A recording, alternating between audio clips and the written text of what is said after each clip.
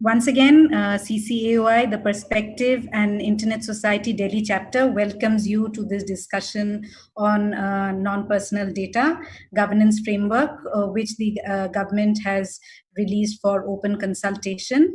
The objective of this discussion, which we want it to be interactive, is to have our panelists share their perspective so that everyone can get the different sense, or what different service stakeholders are thinking about this particular discussion. Before we start, would just like to say that this meeting is being recorded, and if you have any comments or questions, you can mention question and put it into the chat. If you have a comment, you can mention comment and put it into the chat. Simultaneously, we follow the Internet Society's expected standard of behavior. We've pasted it in the chat. Just in case you cannot see, I'm repasting it again for your reference. And so we have a diverse set of panelists today for this discussion. We have Parminder, who is from Internet for Change and is also a member of the committee who's working on the non-personal data draft. We have Ashish Aggarwal, who's from NASSCOM. We have Smriti Parsheera, who is a researcher with NIPFP. She's also a CyberBrics fellow. We will also have Mr. Abhishek Singh joining in, who is the CEO of MyGov. And we also have Subhashish Bhadra, who's from Omidyar Networks. And Rahul obviously is there, who is the co-moderator for today. So before we start, we wanted to discuss a bit about, we'll not only be discussing about the draft, but we would also be discussing the background. We would also be discussing what non-personal data may mean to each one of us, because that is the essence. And then we'll go to discuss the draft. So if you're looking at the economy globally, with the use of technology, more access to internet, smartphones, devices, apps, there is more usage of internet, and therefore there is a lot of data being generated. There is a lot of data-driven economy which is, growing. Similarly, with the use of emerging technologies such as artificial intelligence, all kinds of data analytics, etc., there is a new form of business which is growing. There are new industries and startups which are growing globally, and in India also, if we look at it, due to our population, we are also the second largest internet user base. We are consuming and using a lot of internet. In fact, a report of Ericsson says that per user internet usage in India is much more higher than other countries. It's about 12 GB, and it is supposed to grow exponentially thrice by 2025. Similarly, McKinsey says that India is, and not only McKinsey, everyone says that India is a growing digital economy, and it is expected to grow to about 1 trillion by 2025. Similarly, NASSCOM, Ashish, you would be able to speak about it better, that the business of artificial intelligence, etc., is supposed to, and even data analytics is supposed, big data is supposed to grow to about 16 trillion, if I'm not mistaken, and about 36% of the world's business is supposed to be from India. So there is a lot of potential, and this potential is actually making all stakeholders sit upright and think about data in a different way. There is a huge lot of opportunities for new businesses to thrive, for new businesses to come up using data. Simultaneously, there are concerns about this. And Rahul, I'd like to pass it on to you to share a bit more on what are the concerns, what are the regulatory mechanisms which are going on to manage data, as well as what are the I would say global practices you are seeing at this point of time. Sure, thank you. Thank you, Amrita, and thank you all the panelists for joining us for this discussion on non-personal data. Although, like we have termed this as the discussion on non-personal data framework, which the committee has produced, and we'll be doing, devoting a substantial amount of time discussing it, but also from a wider lens, from a larger gamut of seeing this space, and we have experts from different background, different understanding of the subject to share their views and their expertise on how they see it. Now, as we have seen, like Amrita, you were mentioning on the number of users that have increased digitally, and recently we saw statistic that now we have more rural users than urban users, and that's the next billion that we are focusing on connecting. So that's the personal data of the users. But also, if you look at the digitization landscape of organizations, of governments, of different industries, non-core sectors, I think that has given a tremendous boost to the data ecosystem, the generation of data, the production of data, and then the ability to sort of collect it, use it, analyze it, and use it for various purposes, both good and bad. And we have seen concerns raised by stakeholders. We have seen optimism raised by stakeholders. So in past 2 weeks, after the framework came out, I think there has been a good amount of discussion and debate around this subject. I think we are also in the meantime joined by Mr. Abhishek Singh. We see him on the screen. He is the CEO for MyGov and also now heading the Digital India Initiative very recently. Welcome, Abhishek, sir. Thank you. Thank you. So, sir, we were just setting the context for the discussion because, given the rapid boom of digitalization and plus the tendencies, the regulatory tendencies of not just in India, but globally, we have seen a lot of nation states who have come up with the idea, concepts, sometimes white paper, and also draft regulations to govern the aspects of regulating different aspects of the data economy. And it's not just the economic aspects, but also it's seen as what are the rights of the individuals, what are the rights for the organizations. We have the concepts of communities now, which is being introduced and discussed, and we'll be having more discussion on this. But the idea here is to gather a sense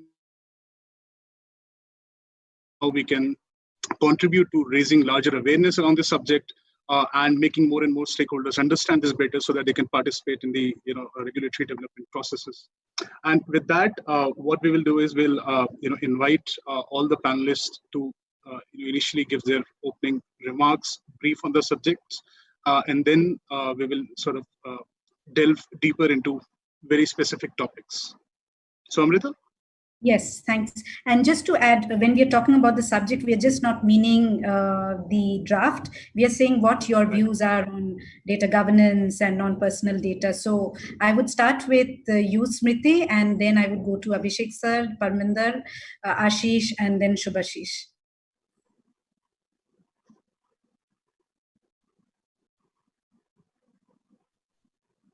Smriti, if you could begin. Go on, Smriti. You are muted. Smriti, you are on mute.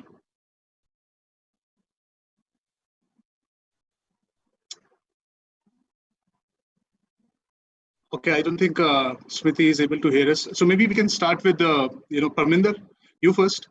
Then we can have Smriti join back in the meantime.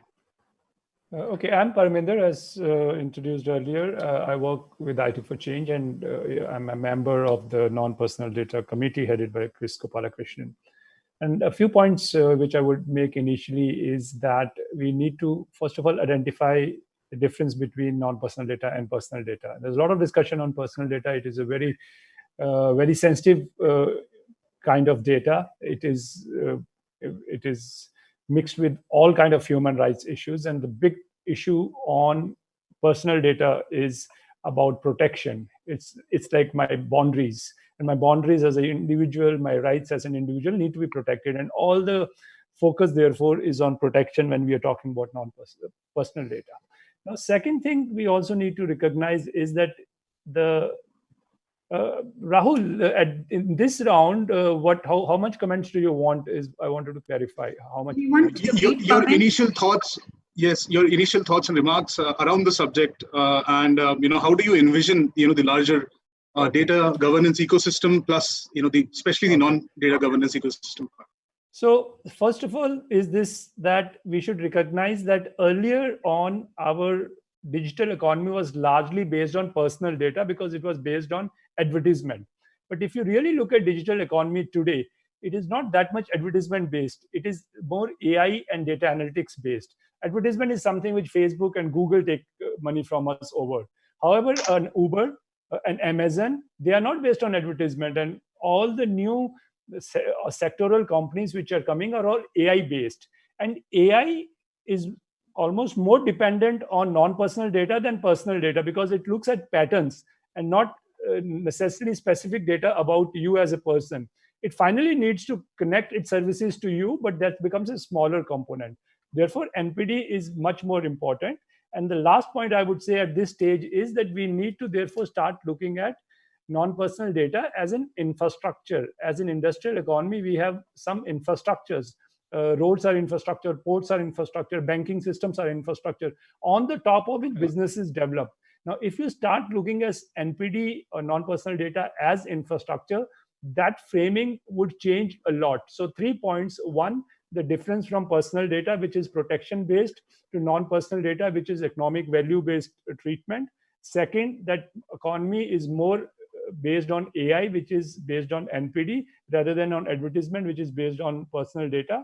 And third is frame it as an infrastructure, digital economy infrastructure. And once you look at infrastructure, who should own it, how it should be run, how it should become robust, then you would probably start changing your looks at how you see data as such. And I'll stop at this point here.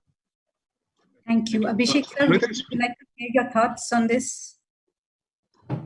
Kind of agree with what Parminder said. Like, it's very commonly, see, the fact that data has a lot of value is known to almost everyone. If you go to a school, college, or anyone, and if you ask the value of data, everybody says that data is the new oil and how data can create value. But then the question remains is that when you actually start monetizing data or trying to see the value that data can provide, you see there are a lot of issues involved. There are ethical issues involved, there are privacy issues involved. What is the data that can be used? What is the data that needs to be shared? What is the personal data? What is the non-personal data? Who owns the data? Like in any, and especially in the internet economy, the amount of data that is being generated is huge. And most of this data that is there is user-generated data. So should the data ownership lie with the person who is generating it? Or should the data ownership lie with the platform which is enabling the user to generate that? And if that data is there, then what happens to that? Like, one is the ownership, and then who uses that? So, for example, we have like, when you talk especially of non-personal data, personal data, there are no two questions. It entirely remains to the user. But when you talk about non-personal data, suppose you have mobility data. With telcos, they are offering you mobile services or telecom services, or a company like Google is offering you Google Maps, which everybody is using. That is helping them get a lot of data for which is non-personal in nature, with regard to what is the traffic, which are the how much of mobility is happening on what traffic, on what road, what arterial road, where are the people traveling for various weeks. That data is available with these platforms. So does the government or any city government has a right to use that data for maybe planning a better transportation network? Or does that data can add value to somebody who wants to add a value-added services? Suppose somebody wants to plan bus stops, bus stations. So where does he plan the bus stations? Where does the bus route come? So if we get this data accessible to city governments or the transportation department, it adds value to that. But then when you're doing that, who has a proprietary over that data? If suppose a Google or Airtel or a Jio has to share that data with the transportation network, will there be a cost to it? And if yes, who is to determine that? So all are these issues that the non-personal data committee addresses that, and it looks into, in order to create a viable business environment which takes into account the concerns of not only those who are creating the data, but those who want to use this data, in what form they should use, what should be the business arrangement for using that, so that the public purpose is also served, and the investment which any company or is making towards enabling that ecosystem where it has access to data, that requirement is also met. So it's a very complex subject which the committee has addressed in a very comprehensive manner. And I believe last week there was a webinar also in which the details were shared. So we need to discuss this more. And at the bottom line, I would say that being part of the government is that we need to realize that this has to happen. If it happens in an organized, structured, regulated manner, which takes into account the concerns of every player in the game, that will be the best way forward. And that is what this committee has done. So these will be my opening remarks to begin with. If there are any concerns, questions, I can come. Right. Thank you, sir. Smriti has joined in through her mobile now. Smriti, would you like to share your first initial thoughts? Yes, thank you so much, and I'm sorry about that. So thanks so much for having me, and I'm sorry I missed out on a bit of the opening discussions. But the lens through which I'm coming into this space is that I'm a lawyer and I work as a tech policy researcher. So I've obviously been following all of the interesting discussions and debates that have been happening in the last few years around data privacy, data governance, and this adds to that.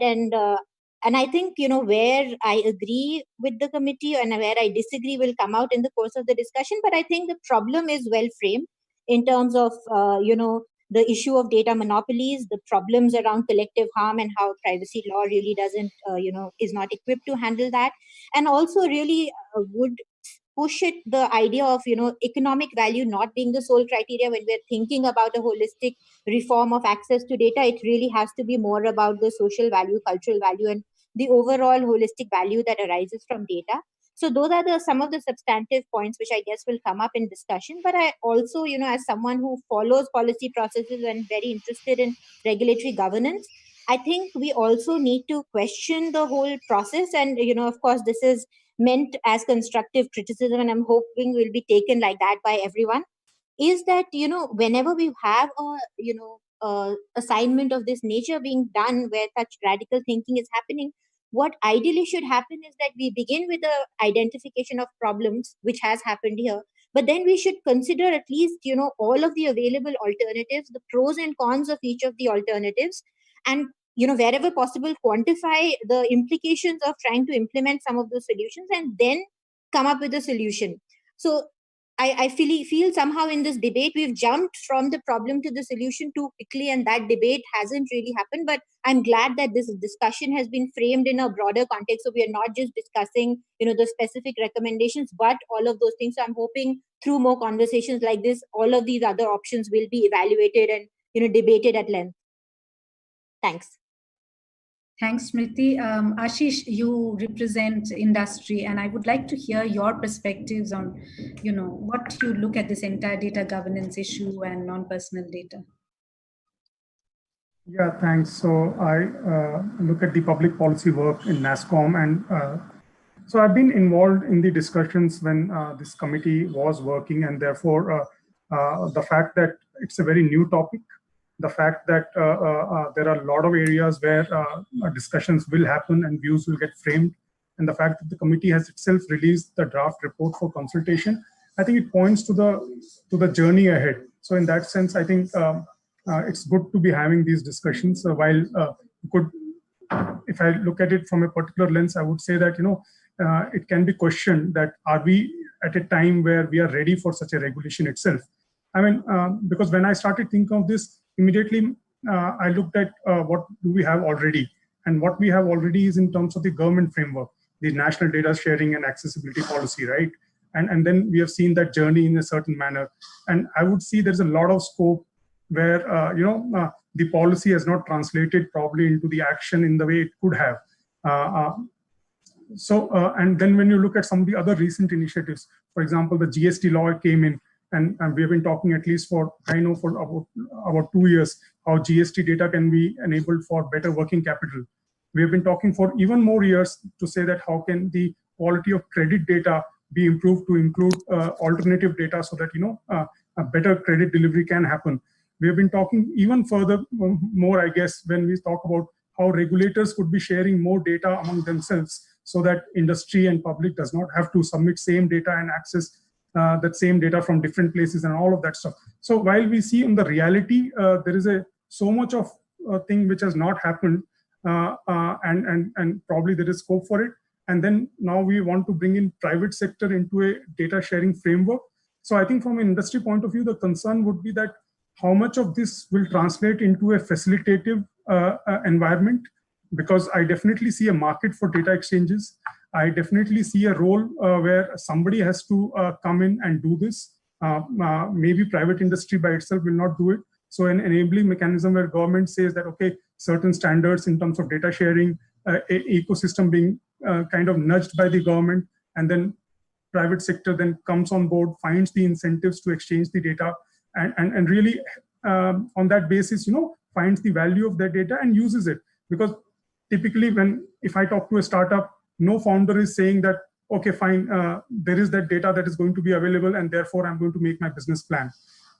That's not the way startups think of their business, right? They find a problem and they try to solve for it. And when they start collecting the data, that becomes part of their value. So in terms of the valuation of the startups and so on and so forth. And that's the entire journey. And then you have more startups coming in. So I think innovation is something that NASSCOM deeply cares about. Innovation is about ideas. It also involves data. Now, if the regulation ends up being an onerous process where it becomes a kind of a adversarial kind of a process, rather than enabling in a collaborative process where a lot of cases are reaching into adjudication kind of a scenario, then I think from an industry, it's a huge amount of cost and burden and uncertainty. So I think to the extent it can be framed into a collaborative and an enabling ecosystem, I think it's a good journey we should definitely look at. So probably I can pause there and we can come back. Thanks, Ashish. I'd like to bring you in, Subhashish. You've been looking at data from the technical aspect, have been helping a bit in the EU initiatives also. So what are your thoughts on data governance and non-personal data? Thank you, Amrita.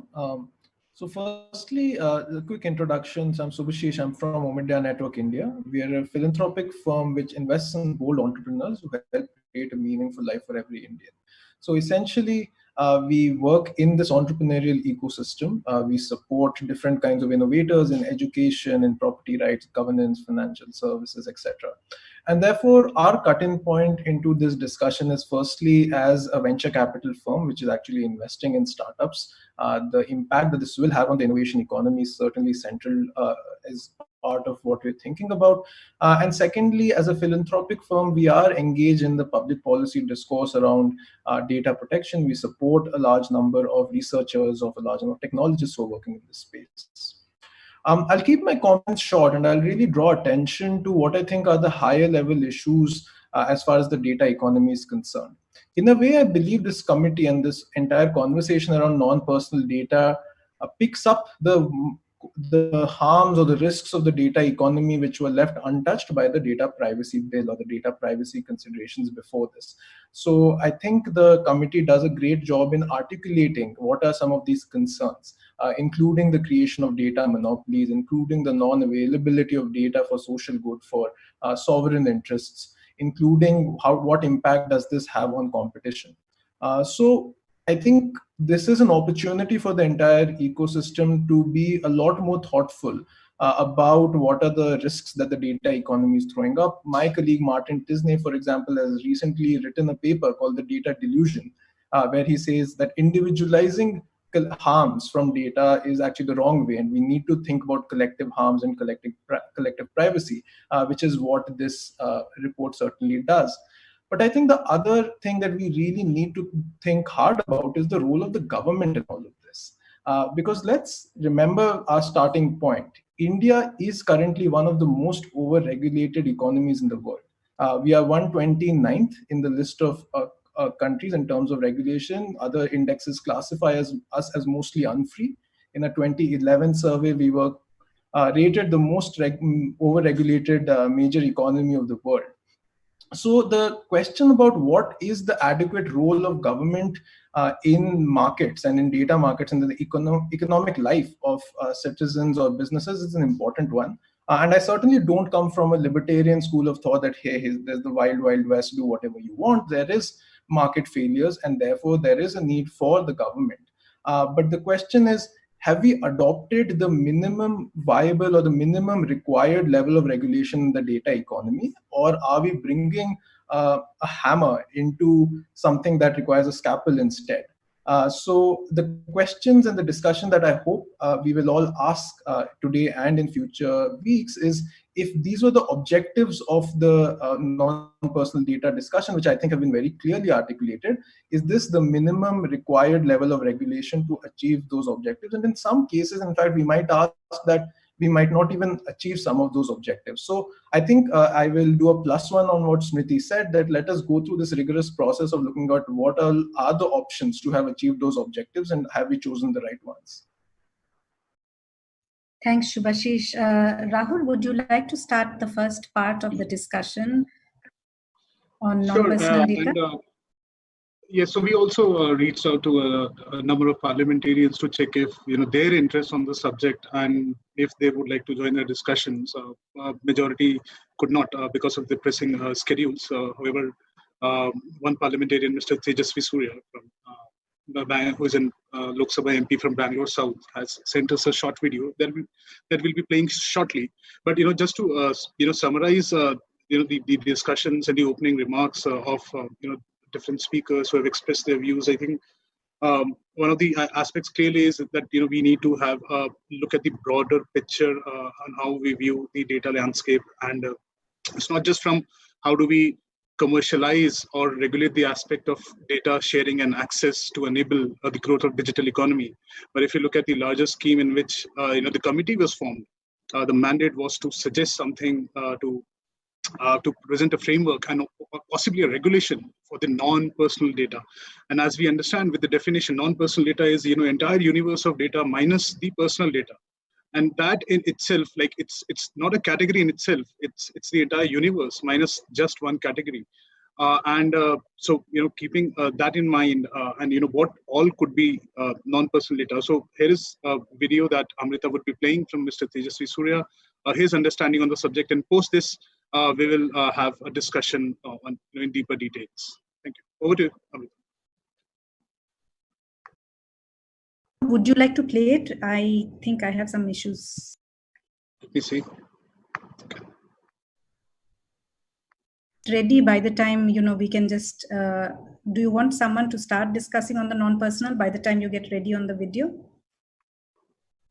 Would that make sense? Okay. I have the video. Share it.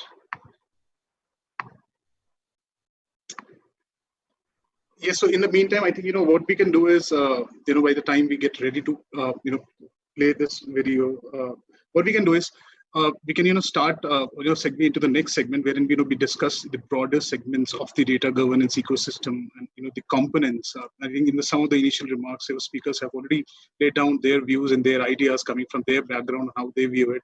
But given the larger context wherein we see that data by itself has become such of strategic importance to the nation states. We see the rise in the idea of data sovereignty, data nationalism, data colonization. These are the words that we have heard very frequently in last few years. And it's not just in India that these concepts are debated. I think we have had discussions in EU, in Australia, in UK, in US. And also in China, who are working on, with their cybersecurity and data protection laws. And, this also gels with the idea of on how technologies, services surrounding the data ecosystem are viewed. So would it be part of the export control ecosystem?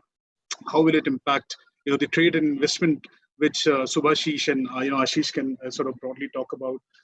We can also talk about, how we define and broadly categorize non-personal data to have a better understanding, because as we have seen, personally I've seen in few debates, there are also some examples listed in the committee's report on how they view it. But this is something, and in an opening question that I would want to pose to every panelist to share their views on how, in what, how do they view this non-personal data? What is the government thinking when it thought about regulating the entire data universe through a single policy or a regulatory mechanism. So maybe we can start with you, Smriti. Sure, thanks. So, my whole view on this debate is actually the way non-personal data, this committee and the debate has evolved, and the chronology of that has been because we already had the conversation on personal data. It became as if it were a subset of data, and it's whatever is not personally identifiable is non-personal data. But actually, how I would have liked, if this was a de novo discussion and none of this had happened, would be to look at this as an open data debate, right? Which is a debate which has happened globally for many, many years. There are principles around the release of open data. Many of the principles are also what the committee is talking about in its report in terms of, what kind of technical standards are to be used and how this becomes a public good when it is actually put out in the open. But I think before that, we need to have these kind of debates about, when sometimes we make statements that data is a public good or open data is a public good. And we say, it's non-rival and it's non-excludable, though in this case it is excludable because all the companies control the data and they can exclude people, but even non-rival, right?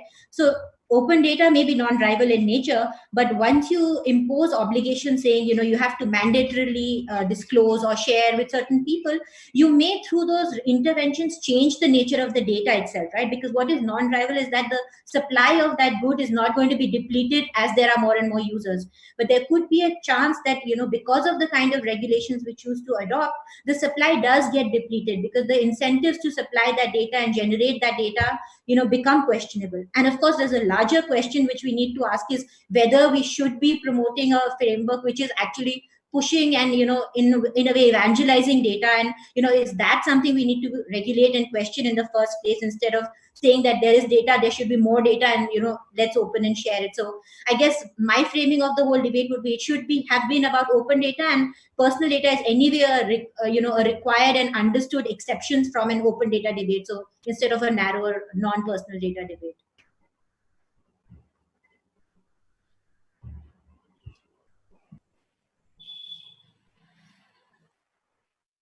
Sorry, thank you, Smriti. Thank you, Smriti, for remarks. Ashish, will go on to you to understand on when NASSCOM got involved in this. What was NASSCOM's view on this? Were they looking at, for example, regulating the entire universe of data which is generated, collected, and processed?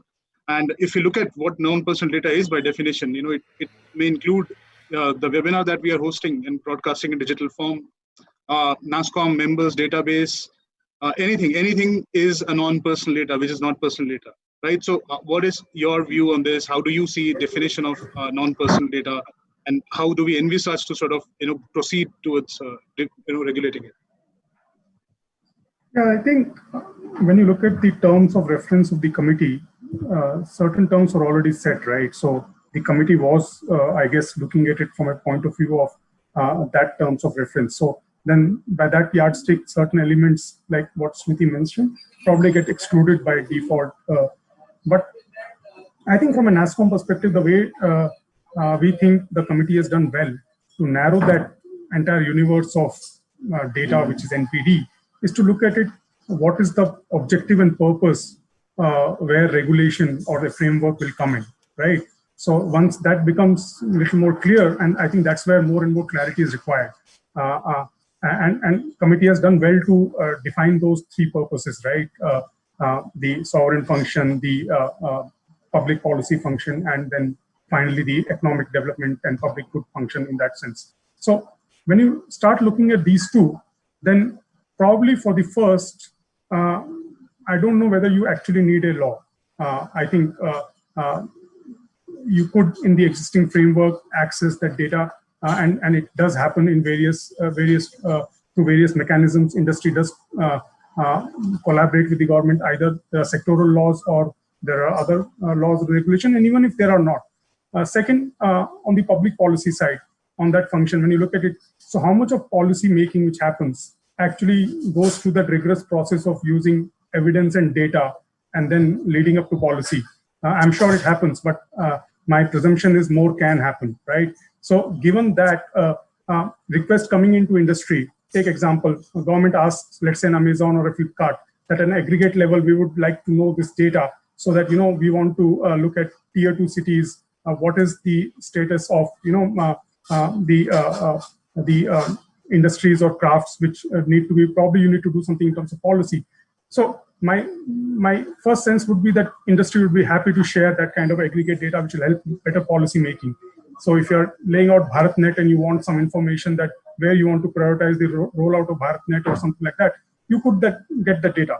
It's the third part, which is probably very new and therefore a matter of discussion and debate.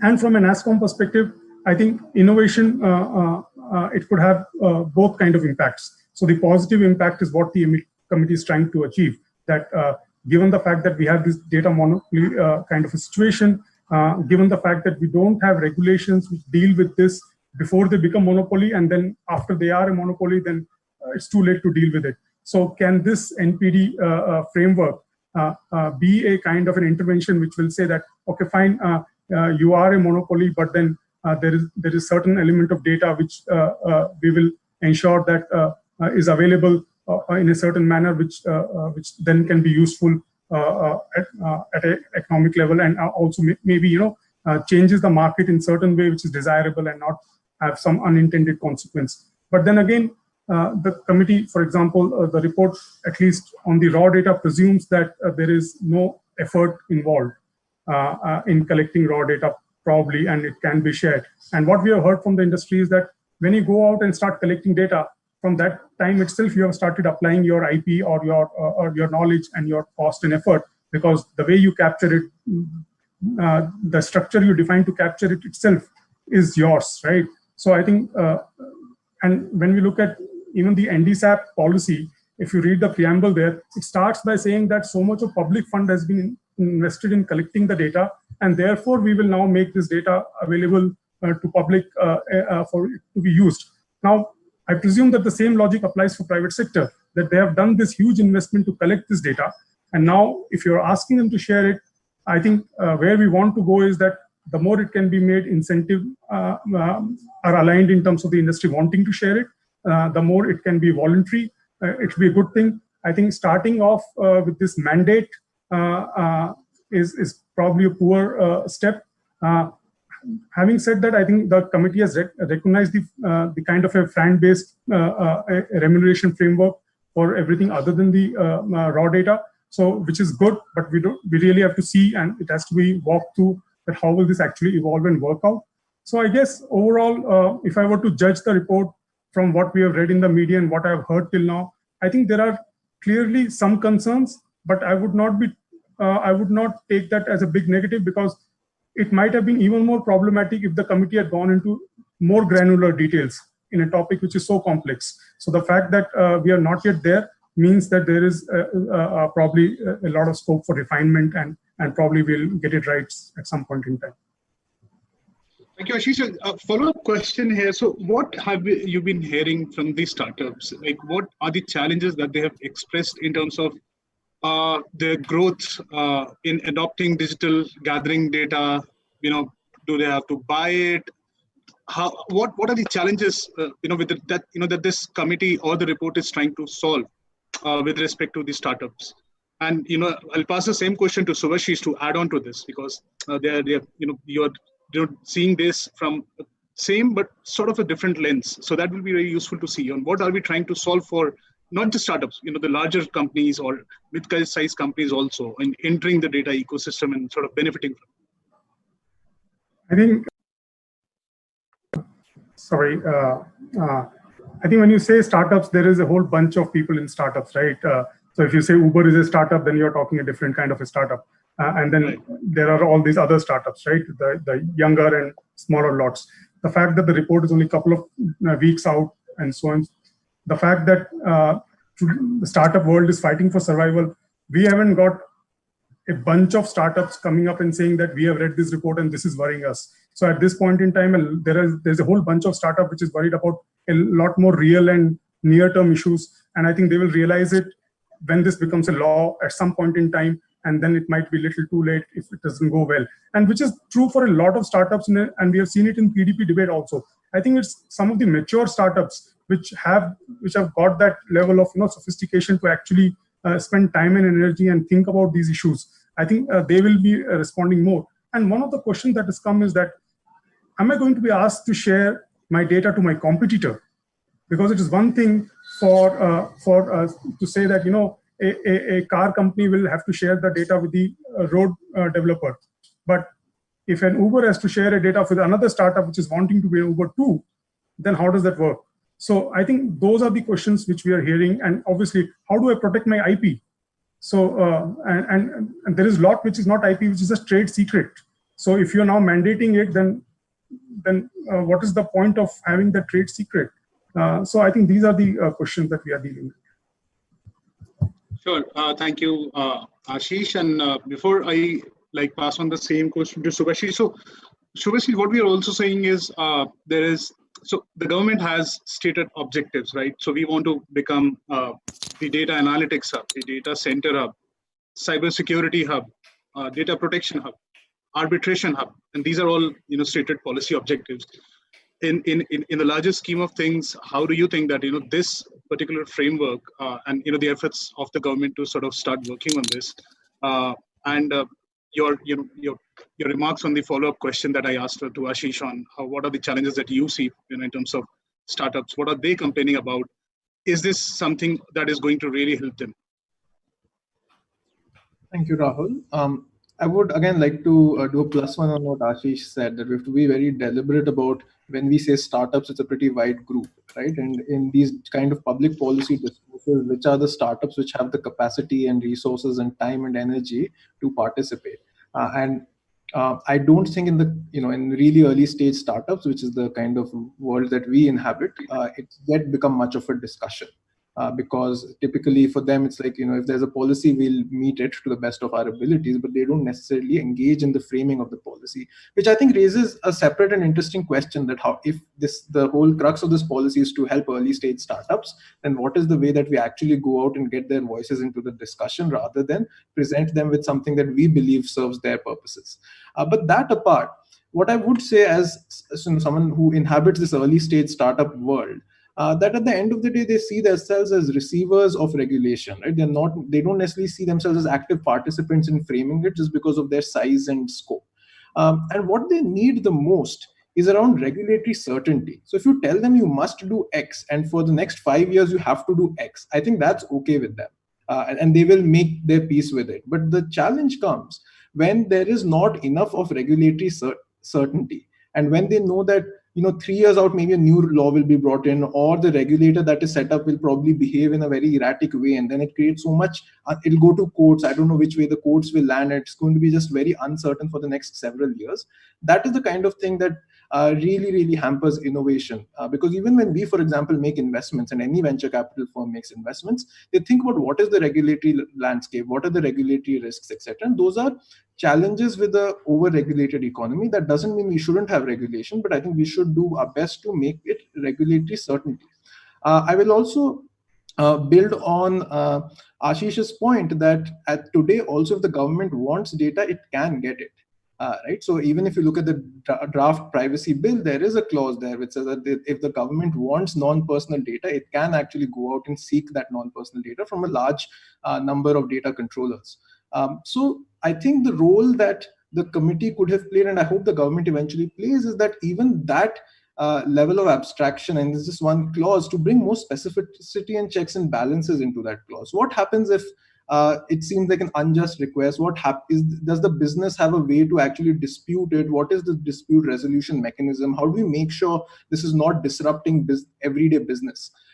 So given that the personal data protection bill is already in advanced stages, given that it already enabled the government to ask for non-personal data, I think that is a constructive role that this report and some of the discussions around it can play. And it raises the question that if the government already has that mandate under a draft law in advanced consideration, why bring in something that's new? And I know that this expands the scope and it's not limited to government, and it will also allow individuals and other businesses to do it. But that's a separate question I want to take up.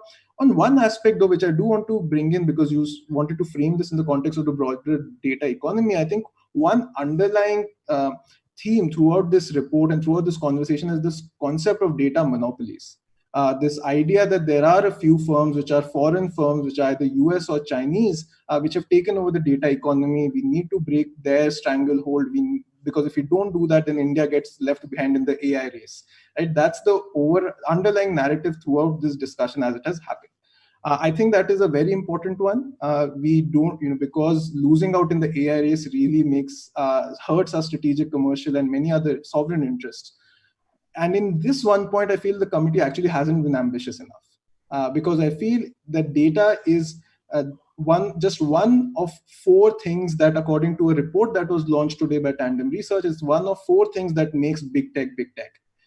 Big tech is big tech because it has an infrastructural role. Big tech is big tech because it has network effects. Simply taking out the data would not really impact big tech companies as much as we think it would. And I wish that the committee, and I wish that in the discussion that we will have, we will talk about things that really make big tech stranglehold less. I hope we will talk about platform neutrality. I hope we will talk about interoperability between different platforms, because I think those are the fixes that really take away the power of big tech in a much more significant way. I know this might have been beyond the mandate of the committee, but I think in the broader conversation around the data economy, these should be very, very central issues, because no other committee or regulator is looking at it.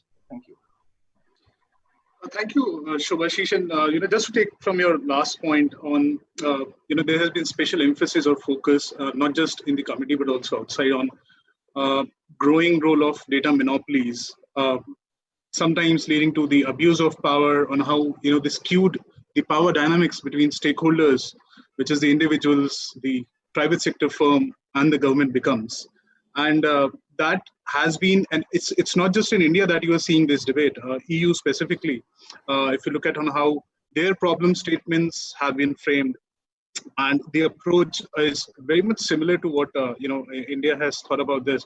But again, like concentration in hands of few is something, and as you're right, like there are not just few big tech companies, there are millions of digital services across different countries, and we are using all of them. But it's the power disbalance that I think is of concern, which also gets reflected in how a committee has drafted this, on how it has thought about this subject. And with that, I'll ask Parminder and Ashish if they want to sort of talk in specifically on this before I go to Mr. Abhishek to share his views. Rahul, are you just asking me to comment on this, because I have not got my chance to speak in the second round at all yet? Yeah, sure. I make my statement? Parminder, yes, you can go ahead and you can make your comment also. Okay, I thought, okay, yeah. So I think it's always easiest to remember the last comment and Subhashish's comments on AI and why AI being the central thing. And I think it's very important. Unless we look at the problem, we cannot ever agree to the solution. We can always keep on looking at, the insect's eyes view of how the micro level of firm ecology is, and why one business doesn't like this, another business doesn't like it. Till we understand the major problem, and the major problem, as Subhashish talked about, is the fact that there is an AI race, and the AI race, the rate of concentration of power is so immense that by the year things change. Yesterday, I read an article that China would be the first AI superpower, which is surprising even to me who follows this issue, because I thought it was a second superpower. And things are concentrating so fast, then we need to understand where do India stand, and that's not one sector, because whether we win or lose on AI determines everything we do. Agriculture, education, health, governance, politics, our military strengths, our border standoffs with China, whatever, everything is dependent. It's not one sector. In leather, for example, we didn't do well. Okay, we lost in leather, we can gain in textile. AI is that. And this report is addressing that. Now, again, Subhashish talked about there being 4 different things. Of course, this report only had data, and he accepted that the remit was only data. So if a report tries to do its data part in what is happening with the AI problem, then it can be welcomed. The critiques, as Smriti said and others said, are welcome. But to see what it is trying to do, it is not just trying to get public goods data, which is one part of it. Data is required for construction of public goods. That's one part. But data is required to construct an AI economy is the second part. And I'm mostly talking only about the AI economy part, today because it's less time, and public goods part is also very important, which I can talk separately. Now, if we accept that there is an AI race and India is getting relegated and EU is getting relegated very, very fast, and these are the two regions which could actually fight. And that's why there's similar kinds of debates taking place in the EU. One of the questions was the geopolitics. If you really look at EU documents, they more or less all talk about what India talks about. There just has not been the political will at the highest level to say, yes, go the next step and make recommendations. In India, we showed that. Otherwise, I can give you at least 4 or 5 documents across France, Germany, UK, EU, which talks about compulsory data sharing and mandatory data sharing. How to do it? Once moment you try to put it into a proper legal framework, then you are faced with the problem: who decides which data to be shared and which not to be shared? You are forced to draw legal lines, which this committee tried to do. And the original question you had was the definitional question. I think the definition is not difficult. Once we have seen the problem in terms of AI, all data which is fuel for AI is the data we are talking about, just keeping the personal data aside as a special treatment. It's like machines. Machines are basic to industrial society. All machines and all sources of power, they can be considered together. All data, which is the fuel of AI, is what we are talking about. And therefore, there is no much problem or doubts in the definition here. And we are just, it's not that we are saying and PD is better known and rest we just said would be NPD. I'm saying the opposite. All data is our concern. Only PD is a special case because it's very closely connected to human rights. I'm making the opposite case, and therefore there's much more clarity about NPD. NPD is all data which makes for data analytics, which makes for AI, and which will make you a superpower or not a superpower, or even make you a slave of the two superpowers or not. People should really, really understand the kind of dependency which AI creates and the kind of concentration of power by 6 months or by the month, not by the year, which is taking place. And people seem not to have any answer to it. And people say, why don't we wait and do it later on sometime? There would be time. There wouldn't be time. The problem is, and the industry knows it. And to come to the question, and which Ashish, of course, also anchors very well because he comes from a NASSCOM. If you really ask a data business right now, it just looks at the environment which it knows, the business models which it knows, and decides from within that model. Therefore, it creates a problem and starts solving it. The thing which has to happen, which we discussed in the committee a lot, is that the business model has to change. Right now, all big companies have data hoards as their main competitive advantage. Therefore, the startup also looks to them and says, quicker I collect my data in a certain niche area and other people are relegated far behind, I have a business advantage. So it's obvious the startup will only look at the successful companies in the sector. And that's all a startup is supposed to do. It is not a policy envisioner that it will look at a different business model. But what this committee is saying, let data be infrastructure. Let data be shared. Let your data be shared with the big company and big company's data be shared with you. So your competitive advantage is not data, but your competitive advantage is what you do with that data. Your innovation consists not in rent seeking from the data which you collect as a first mover in a new sector, maybe salons or gyms or something, which is all the business model, every startup. So if you go and ask a startup right now, obviously they will say, no, I want this business model because that's all they know about Elon Musk or, Sergey or, Google owners or Zuckerberg. But here we are talking about let data be shared more freely. Your business model becomes more innovative. All businesses benefit because every business gets, if they have X data, they get 4X data. But ready now, it's like a prisoner's dilemma. If you ask all the prisoners separately, they will all say something different. But all the prisoners together, if they are asked the same question, that answer would be different. And for a policy-making entity, the issue is to decide on the sake of the whole. Individually, people will say, no, let me collect my data. But if people are put together, then they will say, no, that makes sense. So this is very important. Geopolitics is at the center of it. About over-regulation and under-regulation, the issue is we have to remove industrial age regulations. We can't remove digital regulations when a society. Now, earlier there were few companies. Now we have new companies. We don't say why we already had some companies. Why every sector has got new digital companies.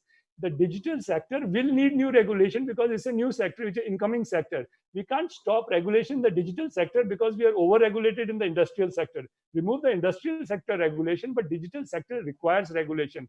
Without NPD being regulated, there is simply nothing to be done, and we are just waiting to be completely relegated to 10th, 15th, or 30th or 40th rank on the overall, not just AI index, but overall economic, social, and human development index if we don't do something fast enough. Thank you.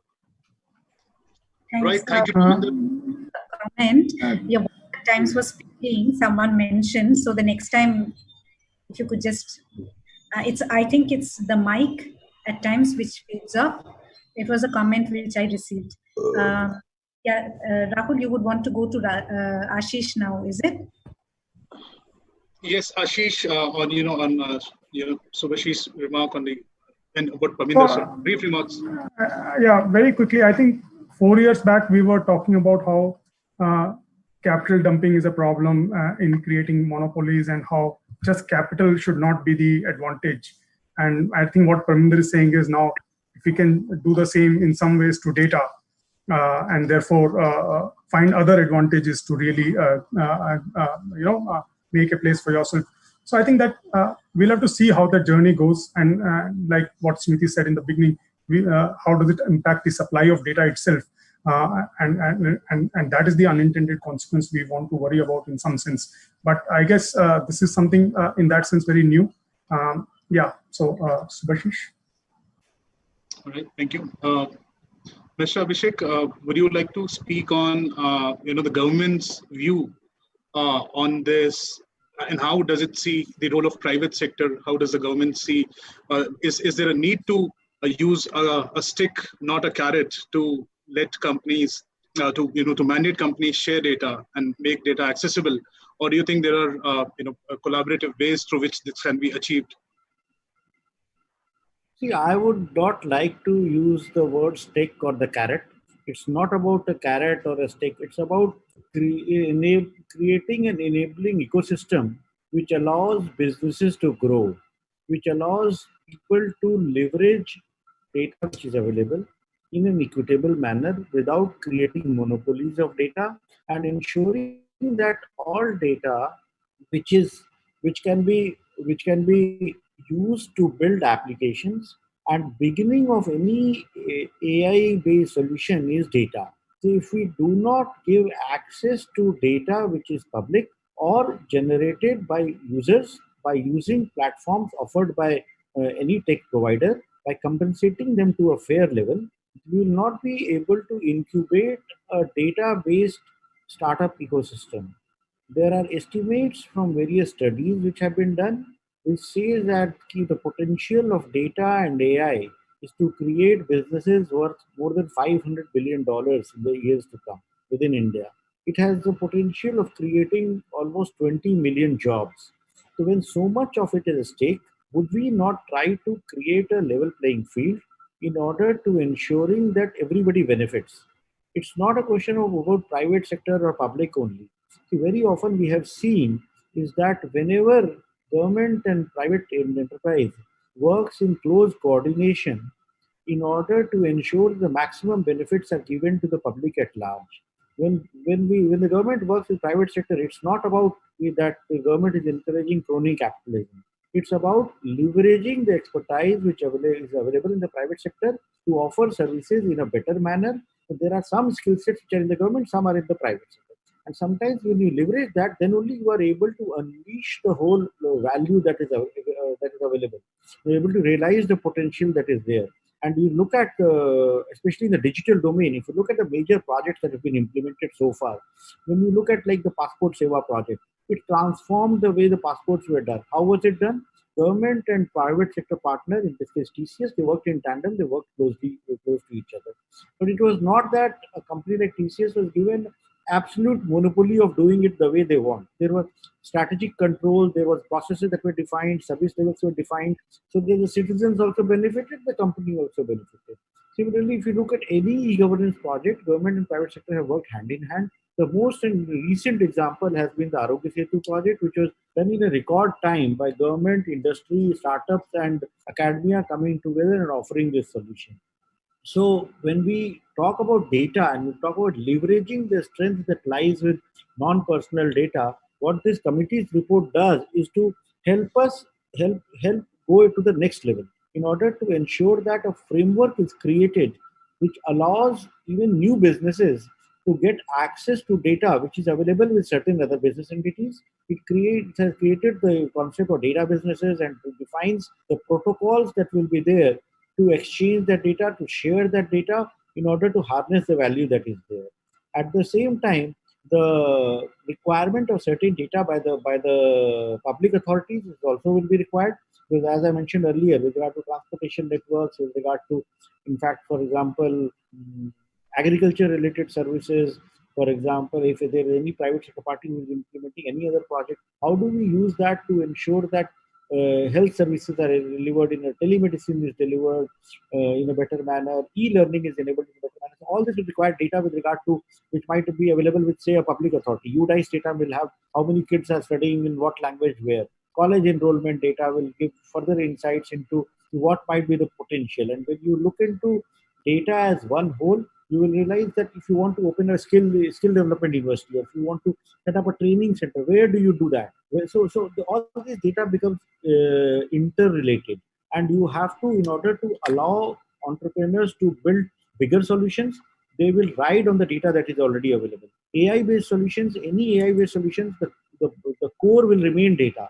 So if access to data is not made equitable by defining the protocols which allow sharing of data, the innovation that exists through AI and emerging technologies will not be possible. So that is what the report seeks to do. That is what the government's philosophy is. Government has been the advocate of open data for a long time. Data.gov.in portal was set up quite a number of years ago. A lot of data is available in public, in easy to access format there. The entire census data is available. The educational data is available. The National Health Survey data is available on those portals. And similarly, now with regard to health, especially with the National Digital Health Mission coming up, the amount of health data that will be made accessible in a digital format, the aggregated data will be able to people to predict where the epidemics will be, where the outbreaks will be. And that would also help in the treatment protocols coming from various hospitals. That will be a great value for pharma companies, research centers to build in solutions. So there will be spin-off benefits in various sectors. So we must look at it from that point of view, that this effort is not to regulate, but this effort is more to create a level playing field, to provide opportunities to new businesses and new entrepreneurs who will be able to think about more innovative ways of using the same data. So that is what the government's philosophy is. That is what this committee's report seeks to do, to create an enabling ecosystem. So that's what I would say. So, Smriti had a comment to make, but before I go to Smriti, I just have a follow-up question. So, like what we are seeing, in past few years is, digital has become a very important component of a country's foreign policy as well. And we have had digital trade agreements being signed between, let's say, US and Japan, Singapore, Chile, New Zealand, Australia. These are all signed or expressed intent to sort of have more digital trade agreements wherein data can flow freely between, across the borders. And then we had, the latest decision by the Schrems in the Schrems 2 case, wherein the data transfer of personal data has been kind of suspended by the regulatory authorities in the some of the regulatory authorities in the European Union. But when we talk about the larger objective and the national stated objectives and the larger national interest, so how does this data governance fit in? In the government's larger plan on how does it want to envisage a relationship between India and other countries? So we have the India-US mini trade agreement which might come up. India and EU also have expressed interest in mutual adequacy under the respective legislative privacy frameworks. So how is the government viewing this, given the size of India and the quantum of data being generated, across sectors, across companies? Just briefly. That's a very interesting line that you have taken, and the issues with regard to data localization. And if you look at the recent judgment of the EU Supreme Court, the court in the EU, which has like taken off the privacy shield that the US companies had. So the US companies had their act which allowed them access to data anywhere in the world. But the recent judgment in the EU court has kind of ended that protocol. So that's kind of opened up great possibilities. And how we handle it, how India handles it will also be very interesting. And data localization is going to be the way forward. Ultimately, the way access to data has been sought by various countries of in their own geographies and being linked to sovereignty. Like how much of data goes to outside your country, how you define that, where the data centers will be, how you store that. So all those issues become very interesting. They have got like not only foreign policy angles to it, they have got security issues involved. There is like sovereignty issues involved. There is ensuring security of private data, public, non-private data. Because when you deal with, when you access many of the services, while for framework purposes, policy purposes, rules purposes, we can distinguish between private and non-private data. But when you actually offer a service via technological platform, the line becomes very blurred. Where does the private data end and where does the non-private data start? So those are the issues that we would need to deliberate. Those are the issues that would require wider consultations. There are no straightforward answers to that. But yes, talking to all the stakeholders, ensuring that we do not regulate so much so that we do not allow the enterprise to grow and we do not become too inward looking. That is also a challenge. There has to be a balance which the government will have to is working on. Government will take a view, but the prime objective will be to ensure that the core data which belongs to the user, the private data, is protected, and the rights of Indian companies, the rights of Indian entrepreneurs who need to access data which is available from users within India, that is also protected. So that will be a balancing act the government will have to take. Thank you, Mr. Abhishek. That's a very interesting point. Smriti, would like to comment? Smriti had a comment to make. Yeah, I just had a few points here. There are a few questions coming into the chat. There were 2 questions for Mr. Abhishek Singh also, and there was another question. Just in case the speakers want to post it into the chat, it is fine, else we will take it at the end of the session. But in case any one of you wants to revert to those questions over chat, you could do so also. Sure. Rahul, over right. So, I wanted to come. Yeah, thanks. Yeah, I wanted to come in on the point of having a regulator and whether and when it's appropriate to have that conversation about having a regulator, because we've reached a point where the tendency is to think that every new problem that comes before us has to be solved with a new regulator and a new regulatory framework. And that comes with the burden of understanding that just because the problem couldn't be solved by other regulators, we shouldn't think that creating a new structure is somehow miraculously going to solve those problems. And I'll come at this with get more specific, is that there are some things that a regulator does solve, right? It brings autonomy, it brings expertise, and it brings technical knowledge, and that's why regulators are created.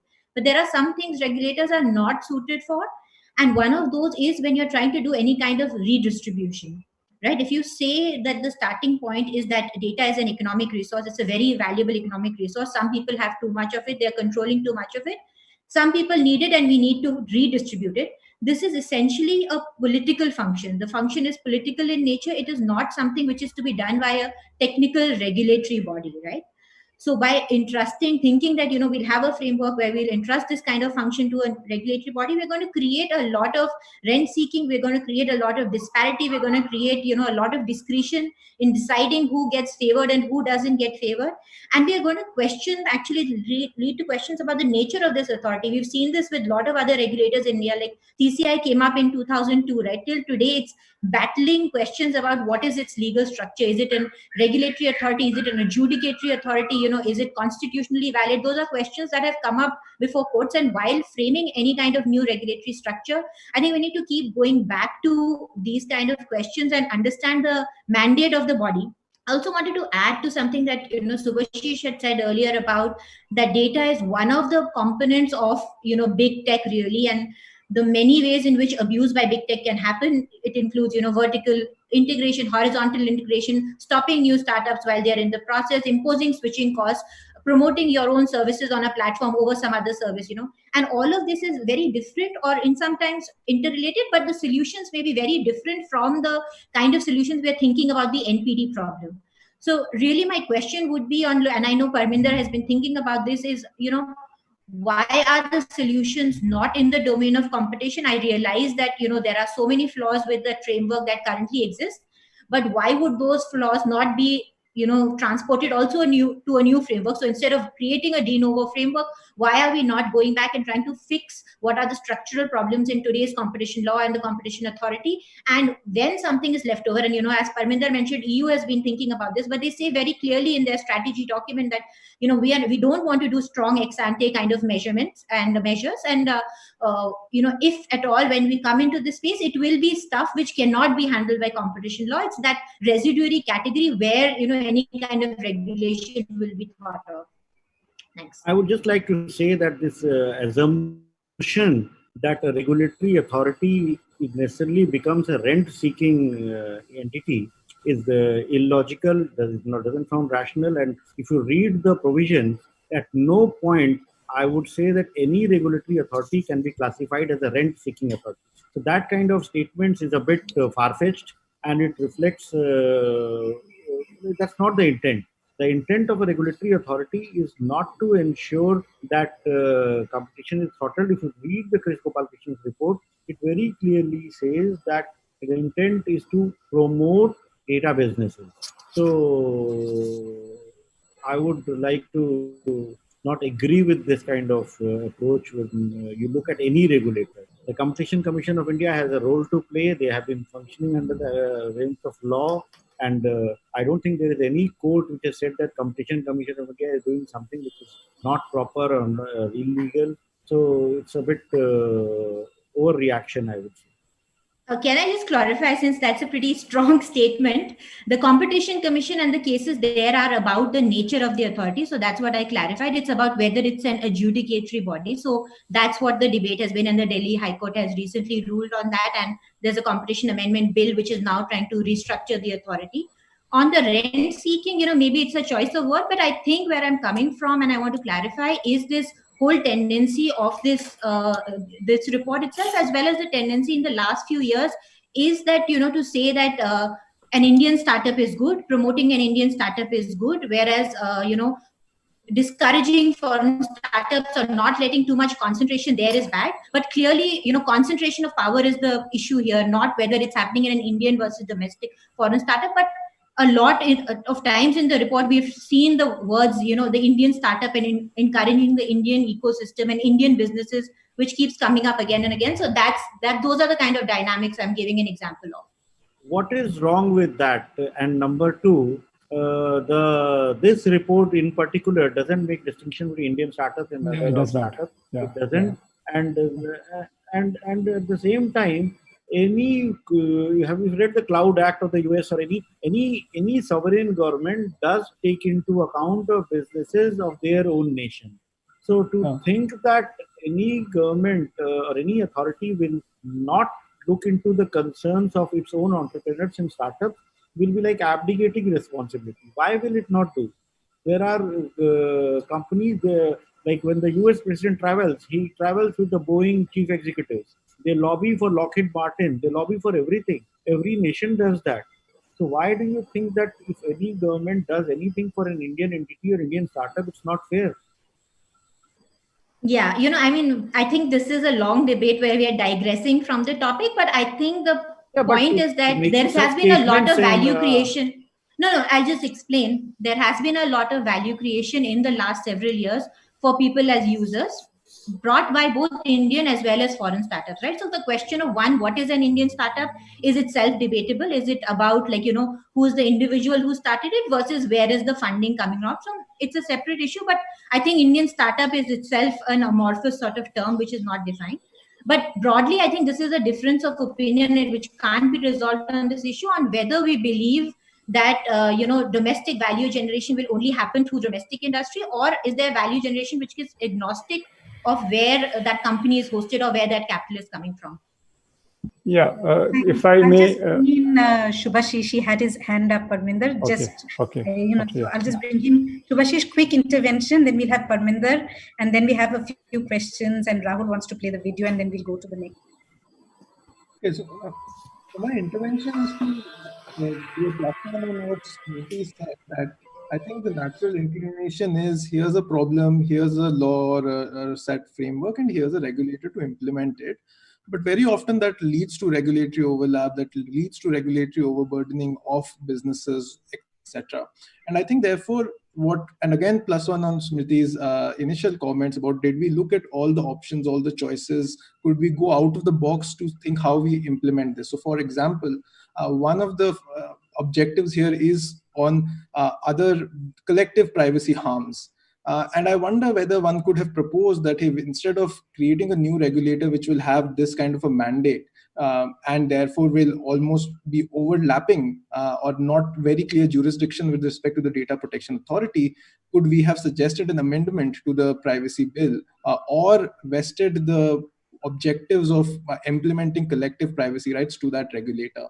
Similarly, instead of mandating that this data protection, this data sharing be of this nature, could we not have considered something which was less regulatorily invasive? Like suggesting some sort of a UPI kind of infrastructure where people, at the end of the day, few people, UPI was not necessarily mandated in that sense, but you have to go to the banks, they saw value and therefore they participated.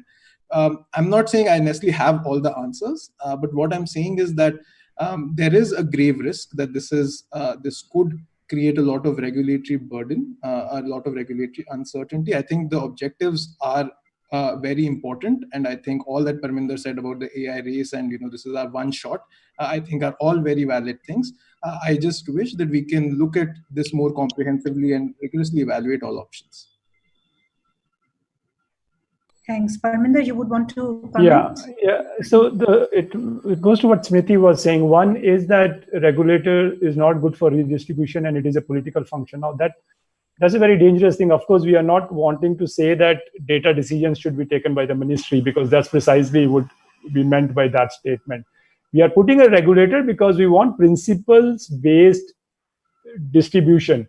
Like intellectual property is a principle-based, intellectual property law is a principle-based distribution. Somebody has rights, somebody doesn't have a rights. These are given out and those rights can be educated. In this case, there will be complications and therefore a third party authority is being put up, which would do rules-based. And as Abhishek also talked about, can we do these things in a rule-based manner? Now, China has done it very, very successfully without a rule-based, in an ad hoc manner. And we are facing that kind of a problem that if we don't do it in a rules-based manner, we will lose out, because we are a constitutional democracy. So of course, the redistribution is to be done, if it is called redistribution, on principles and educated by a third-party independent body, and that's why we are having a regulator suggestion. Second is whether Competition Commission could have done it, and the last line which Smriti said actually belies the earlier lines in which the EU is saying we will only do it if competition authorities are not able to do it. Now that itself begs the question that competition authority is not able to do it, and then who would do it? Therefore, there already has to be somebody who would do it if the competition authority is not able to do it. It cannot come after every case, and many competition authorities, including in the EU and actually in the US even now, have started to realize that competition remedies have not worked against big tech. There's a huge amount of literature, huge amount of literature that competition remedies are not enough for big tech, because data advantages are formed very early and very quickly, and you cannot post identify and treat them. So again, Smriti says that only those which competition cannot deal with should be dealt with somebody else.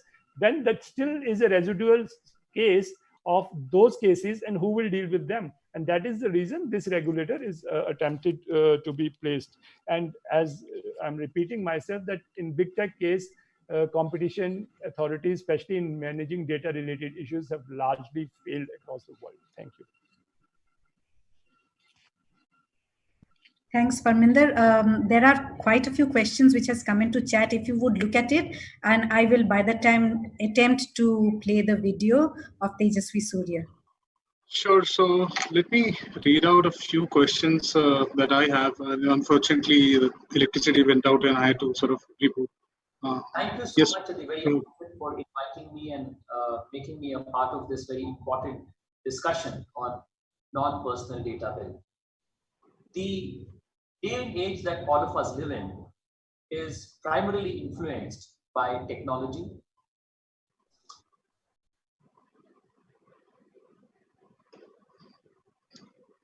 Hi, Amrita.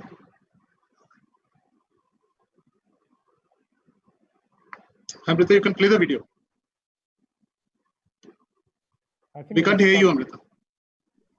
The video seems to be stuck, I think. Yeah. You see the video now? Yes, we can see the video. Play. Just increase the volume a bit. That's all. A very good evening to all of you. Thank you so much at the very outset for inviting me and making me a part of this very important discussion on non-personal data bill. The day and age that all of us live in is primarily influenced by technology, more importantly, digital technology. Industry 4.0 is going to impact our lives, administration, governance, our choices, personal, political, administrative, in ways that we can't even fathom and comprehend. I have been reading this book called Future Politics, and the more I have contemplated on the ideas espoused in the book, whether it is the influence of augmented reality on how we are going to be consuming media in the future, the way we will make our decisions, whether it is as personal a decision as who do we want to date, or who do we want to go out for dinner with, or who we are going to vote for Prime Minister or President. Starting from devices which will listen to our conversations in our kitchen, to devices that will listen to even very secretive cabinet meeting proceedings. Technology, digital technology especially, is going to be all pervasive and is going to be omniscient. In this light, taking care of personal data is extremely crucial, and the government has already been doing its fair share by constituting the Joint Parliamentary Committee, of which I'm a part of, which is going into the details and the basic first principles of how a personal data protection bill must be. As important as protecting personal data is also having a very strong, robust regulatory framework to regulate and legislate and manage non-personal data. We have seen, especially in the pandemic, the COVID-19 ongoing pandemic, the importance and the crucial role that large-scale non-personal data will play a role, whether it was with respect to making policy decisions on migrant workers, where they are, how many of them, what kind of skill sets they have, which major states do they come from, which major states are they employed in, what is their demographics. This pandemic just made us realize how important non-personal data is and how crucial a role it will play in making very important big-ticket policy decisions. In the same manner, if you look at any big corporation in the world, whether it is Google, whether it is Amazon, Facebook, or the TikToks and Baidus of China, their entire revenue model basically runs on non-personal data. So the future of business, future of advertising revenue, the future of marketing, the future of policy making, all of this is going to be drastically influenced by how companies, individuals, and governments deal with non-personal data. Therefore, understanding this subject, expending our thoughts, energies on arriving at the few basic principles which will form the basic structure of governance with respect to non-personal data is going to be very critical in the days to come. And therefore, events like this, which bring together experts, domain experts, futurologists, technologists who are working in this sphere, legislators, policymakers, administrators, entrepreneurs, is going to help in the days to come at arriving better clarity and more clear thinking when it comes to policy making with respect to a very important sphere of public policy like non-personal data. Therefore, I thank the organizers and I congratulate them for organizing this very important program today, a very important seminar today. I hope that in the next edition of this program, I will be able to make it in person and meet with all of you. I look forward to reading and deliberating on the discussions that will be taking place in today's seminar. And I wish all the panelists the very best. Thank you so much. Namaste. Thank you. So there's the message from parliamentarian Mr. Tejasvi Surya, and given the discussion that we have had so far, so there are. It's a good time for us to take few questions and automatically segue into the next segment, discussing some aspects of the report that has come out. What are we looking at in the report? Is there too much of focus on one aspect? Is it too detailed for to start with, or is it looking at more options as we were discussing initially? So one of the questions that have come up regularly in the discussions is the fact that how does it impact the company's investments if all of their valuation and is dependent on the data that they have, the IP that they have created through the use of data? Will it create impact on valuation of companies if they are going to be sold or acquired by some other companies? So how is this aspect considered by some of the the panelists especially? So we'll start with you, Ashish. Quick intervention. Sorry, Mr. Singh would have to leave by 5 o'clock. So there are a few questions. Quickly, if there are questions, you can let me know because sure. At 5 o'clock and I just finished. I will let you know, sir. One of the question was, how is this framework different from open data policy? There was also another question that if there is no intent to create a regulation, then isn't the data or information collected from citizens of our country all open for exploitation? There will be no protection for citizens of our country. These are the two main questions which I can see addressed to you. If you could. So I think I answered the second one already on the chat, because it's not that there is no intention of creating a regulator. There is a regulator. The regulator is there to ensure a level playing field, ensure that their protocols and the framework for exchange of data is defined. So that is the intent of the regulator. To read the report, there is a regulator. It's not that there is no regulator, number one. So the fear about the exploitation of data will not be there. Number two is slightly different from the open data platform, because open data platform right now is a portal wherein all government data is given on a public platform. This is where voluntarily departments share the data on the open data.gov.in, but this framework allows for data to be shared between entities by defining a protocol, and there is an authority which will decide in case data which is sought is not given. So it's slightly different from the open data portal. That's what I would like to add. Right, sir. Another any more queries, you can send them to me on email. There's another question which says, what is the type or kind or form of data that any government agency cannot presently collect if it needs? And can you cite any example of any form of data that data monopoly restricts anyone else from collecting? See,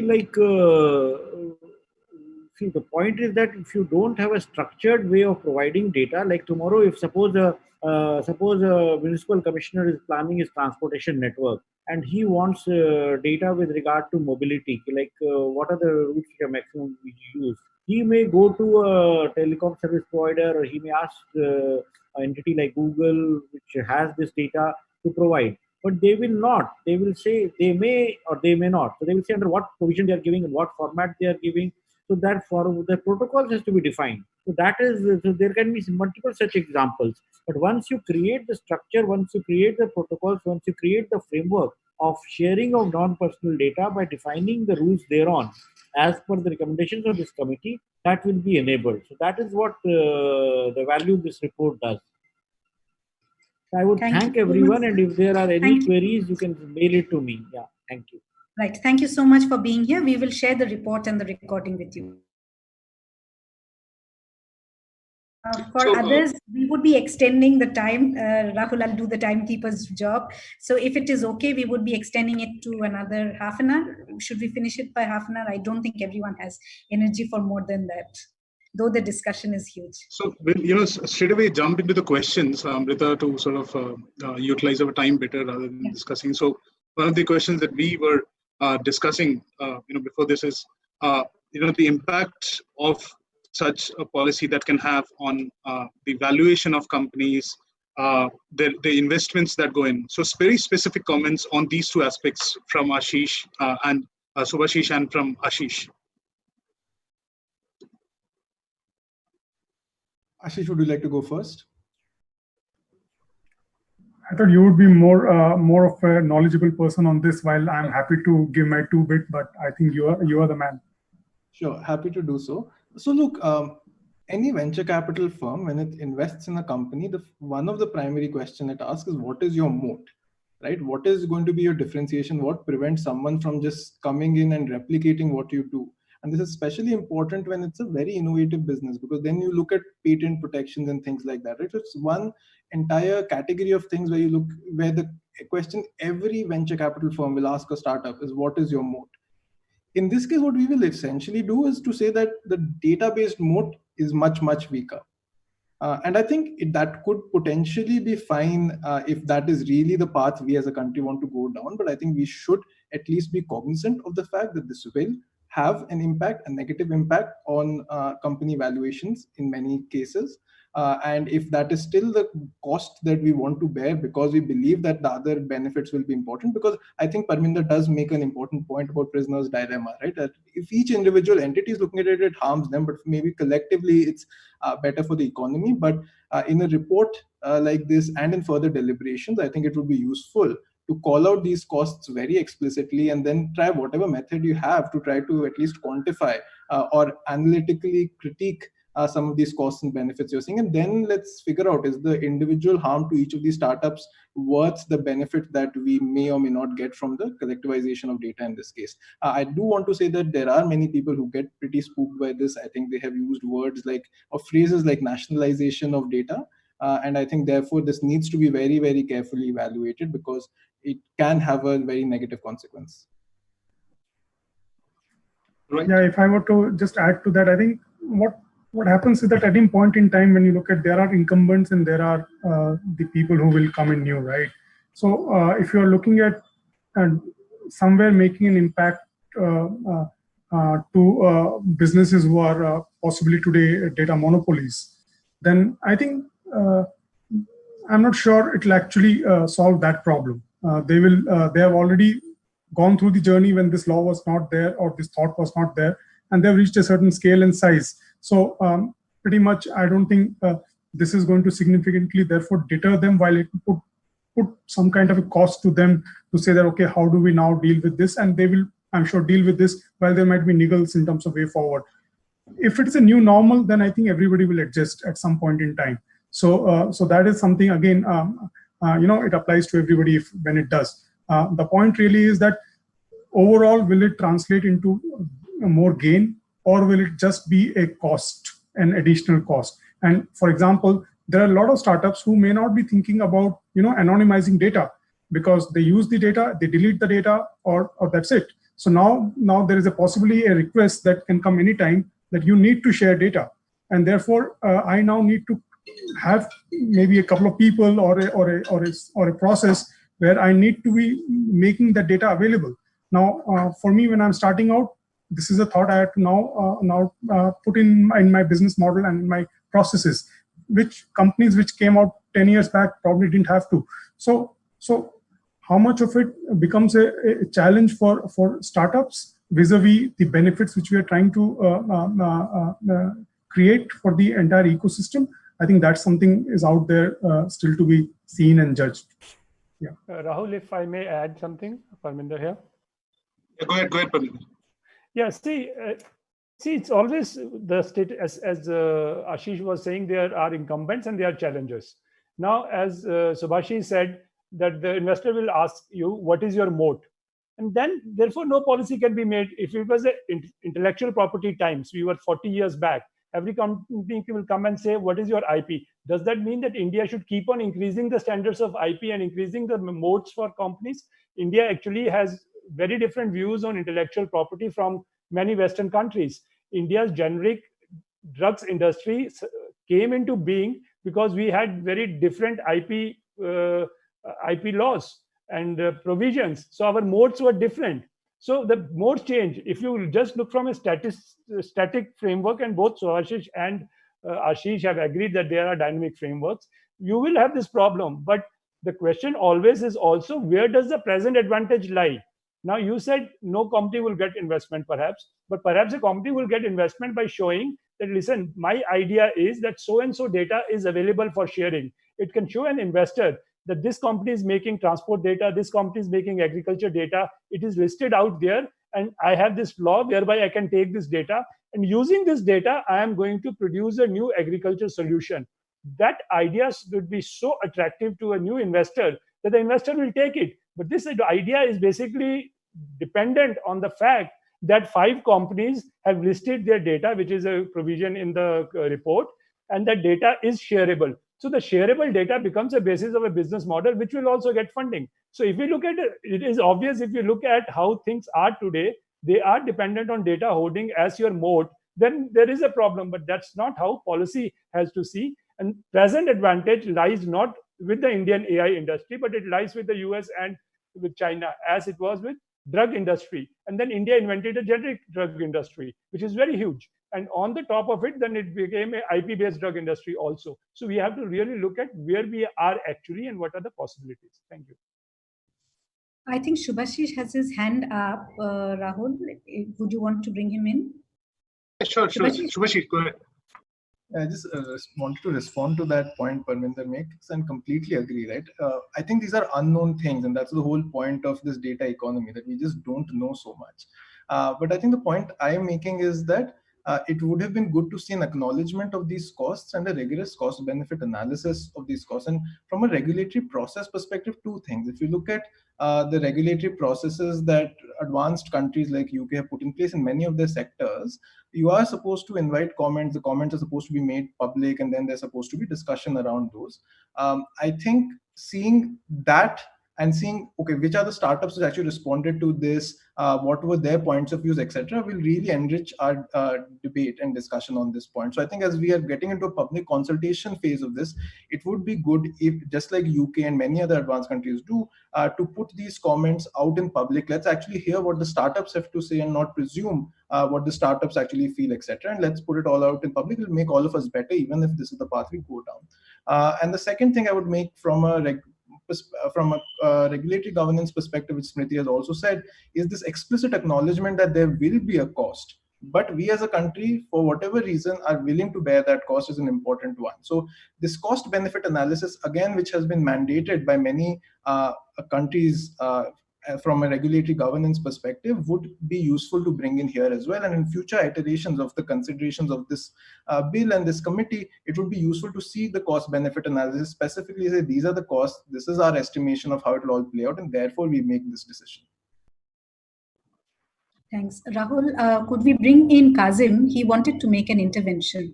Please. Would that be okay? Yes, please, Kazim, go ahead. Kazim, can you unmute yourself and speak? Thank you. Thanks, Amrita. Thanks a lot. Thanks, Rahul, and everybody at Perspective for organizing this really interesting discussion. I've been listening to a lot of great inputs coming in. I have a couple of points, and basically to Parminder and others as well. When we're looking at personal data, the rights are flowing from the Supreme Court judgment and the right to privacy. So my question is, when looking at community data, where are these rights flowing from? Because there could be a confusion and there could be challenges with respect to implementing those rights. So what does the committee think of this? And the second question is on intellectual property, of course. At what time does a non-personal data from a raw non-personal data becomes an insight, which is an intellectual property of that particular fiduciary? What does the committee think of these two things? I just wanted to understand this.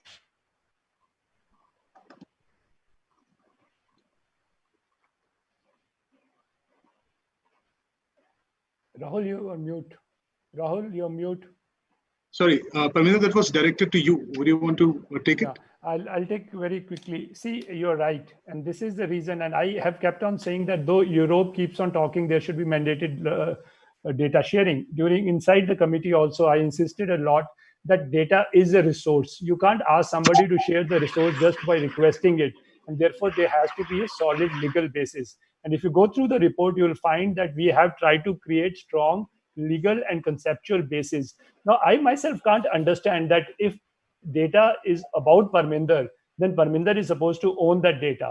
But if it is about a couple of friends or we as a group who go out and play golf or play cricket and we have a certain behavior, we therefore as a group don't own that data. I mean, that's simply logically not sustainable. But right now the logic is that there is nothing like group ownership of data, and that's but what Parminder, because I just want to interrupt you, because as individual, as Parminder, you're still owning that data, so you can exercise your right as an individual already. Why do you have to exercise the right as a group? And I think that's a great idea, but implementing it would become a big challenge. No, it's not the problem of implementation, Kazim. Once the data has been anonymized, the individual cannot exercise the ownership because the data is not associated with that individual. I don't know how you are saying the individual is already exercising data, because if the data gets anonymized, it's about a group which plays cricket. The group has about 20 members and it is anonymized. They only have about a pattern that people ball, people do this, after they play cricket, they eat food. It is not associated with any human being. How does that human being exercise ownership over it? That connection has been severed. That's where the definition of NPD starts. That's where this committee's remit starts. That's insights as well, right? Those are insights. No, I'm going to come. No, we can't get into one discussion here. I'm coming to the second question. First question is being said that once the individual connection is cut, the individual is not able to exercise ownership, and therefore the group exercises ownership. Now it's I live in Vasant Kunj. Vasant Kunj's pattern of eating or pattern of going to saloons or patterns of playing cricket is going to be very valuable data. And I've never been able to understand why doesn't the communities inside Vasant Kunj have certain kind of right of data. If data goes to the US and Pentagon is using it in smart bombs, I mean, we have a certain prior rights. That's the ownership of it. And second part is the complex part. This is a start of a long process, like whether it was about land rights. Even land rights are not complete. Even if it is a physical property, it has many times of simultaneous rights on the land. Capital rights are not clear. Finance rights are not clear. Intellectual property right, it takes decades and decades to actually figure out where the right is of community and at which point the right becomes of a company. So we have just made that principle that beyond a point, if the value add is very high, the company would exercise more privileges to use of the data. That's a principle being stated out. It will take many decades of lawmaking and court decisions. But if we don't start, then we don't start a digital age with law. We start a digital age which is lawless, which cannot happen. Therefore, we have to make those principles. That's it. Thank you, Kazim and Parminder. No, that's great. Thank you. Thanks, Kazim. Sure. So, what we'll do is, so that's a very interesting point that came up in this, and we have been struggling to understand, although it has been sort of explained in a bit. So, what do we understand by communities, and how do we sort of contextualize it in this discussion? And I think Smriti wanted to make an intervention on this particular point. So, Smriti, can I bring you in to talk about how do we understand community, their role?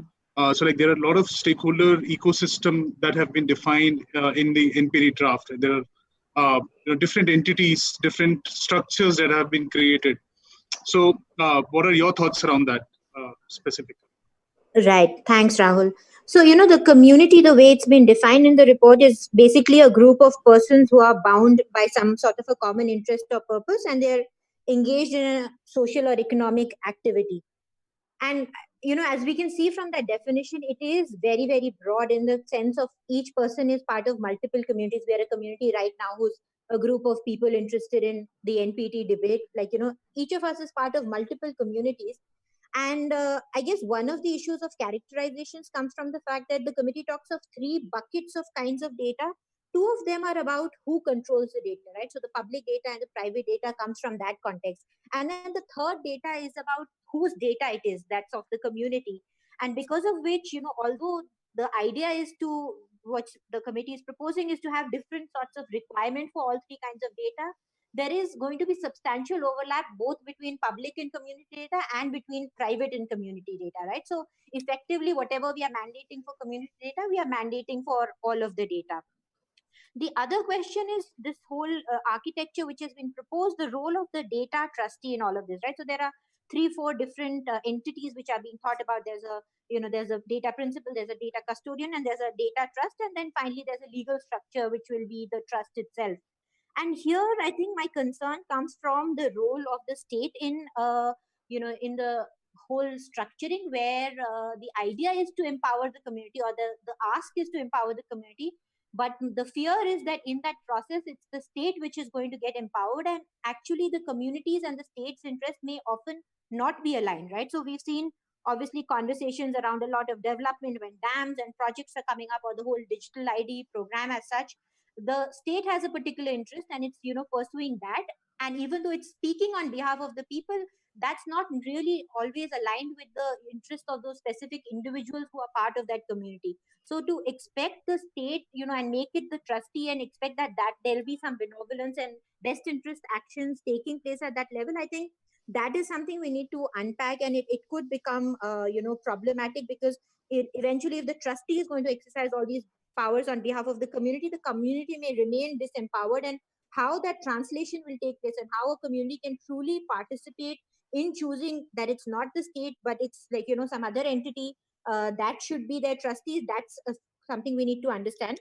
And finally, even if something like an NGO or third party bodies sometimes become the trustee, there also we have to understand there will always be a power differential between a lot of individuals who are disjointed and have no coordinated action taking place versus an entity. And I'll take an example from the telecom regulation space, where we have a mechanism where there are these consumer interest entities which are registered with the regulator, and they're supposed to represent the consumer stakeholders interest. But I would be curious to know if the committee looked into these kind of structures and tried to study that wherever there are mechanisms to further the community interest through one particular entity speaking for the community, has that really worked? And then do we want to take it to the scale if we believe it's worked? Thanks. Can I add to this, Rahul? Yeah, Ashish and Subhashish both. Yeah, please go ahead, Ashish. Yeah, so I think when we think of community ownership, it is important to think in terms of rights, and there, what are those rights? So I think the concern is that if those rights are going to if those rights are to prevent harm, then those rights are probably welcome rights at least at a principal level, right? Similarly, if those rights are to try and seek some welfare of the community, then those rights could also be looked at. But if those rights are about saying that, oh, this is the data of this community and therefore you will not have it, or something else which limits its use, which otherwise is permitted, I think that might be counterproductive.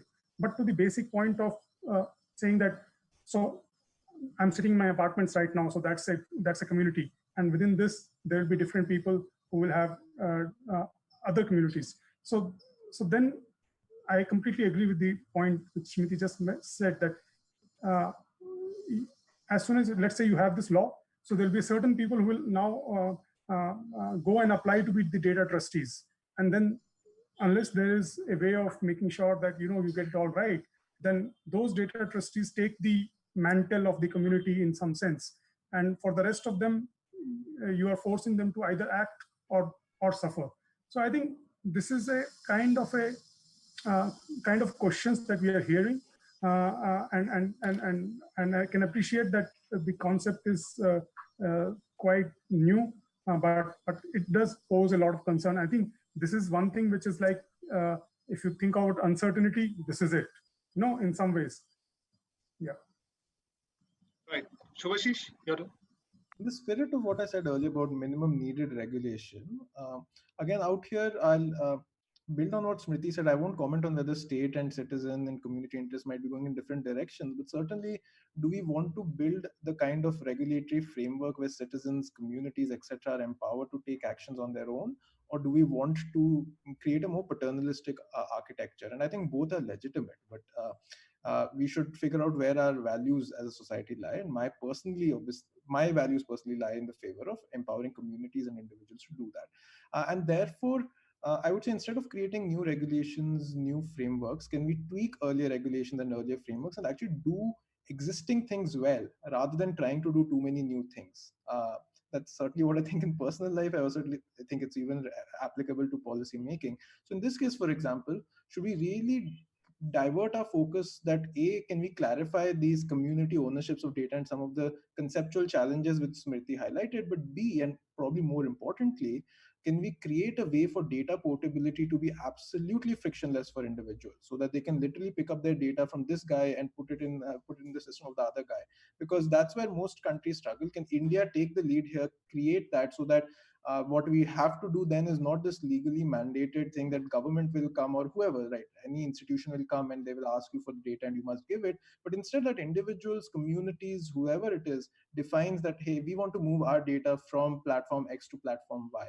So can we create the technological architecture here? Can we make sure that grievance redressal is quick? Can we basically start doing the things that we're supposed to do much, much better and effortlessly rather than creating new mechanisms? Yes, sure. And I think, Parminder, before you come in, there's this related point. So like data portability is an important aspect, which is also mentioned in the personal data protection bill that empowers an individuals to port data.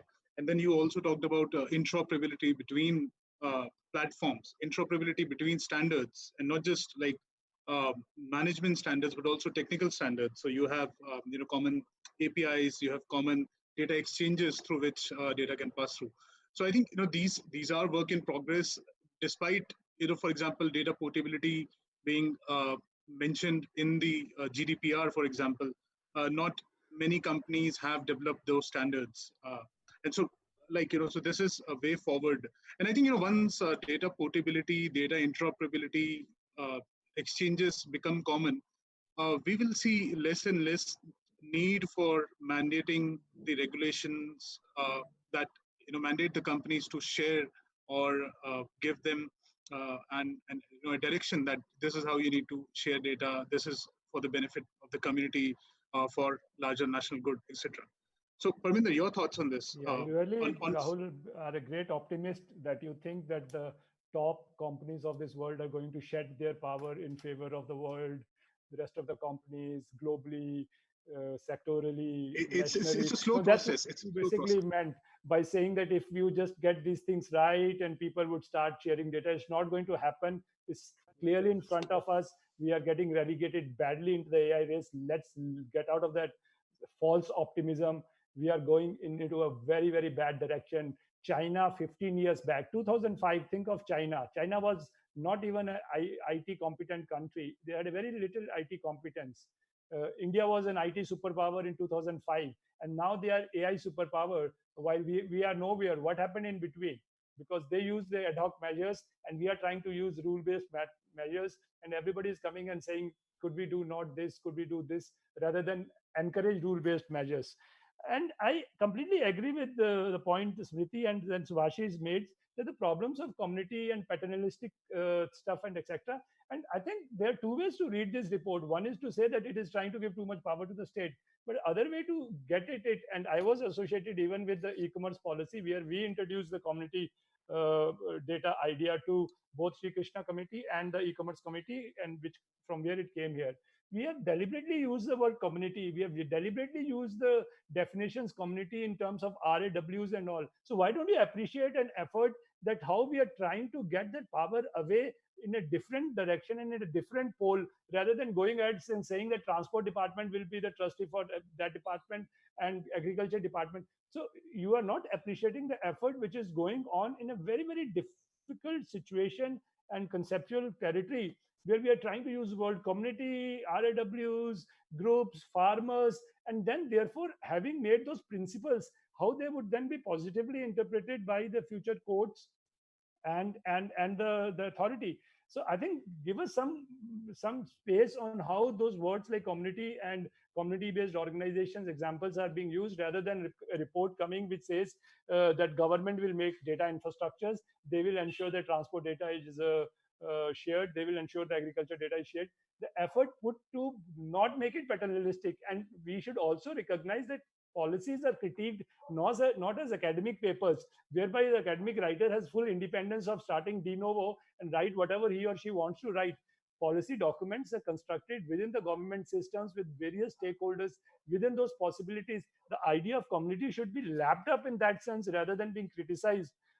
And last thing, Subhashish says that do what we can do. Data portability, again, I'm sorry, is absolutely a personal data idea. We need not bring it here. It has no meaning in anonymized data. So why we are saying, I mean, I am very, very happy. I'm a great votary of data portability, which Europe has tried its best with much more institutional maturity than India. They could not do it, but I'm great votary of it. But there's nothing to do with NPD and data portability. Data portability is completely a PD issue. I can't. The company immediately anonymizes data. What regulation of data portability would you put on that company? Because it says I don't. Where should I port? Who is asking for portability? Where is the request coming from? So there's no. And grievance redressal is this old thing which is, 5 yourself. Sorry, we lost you for a second.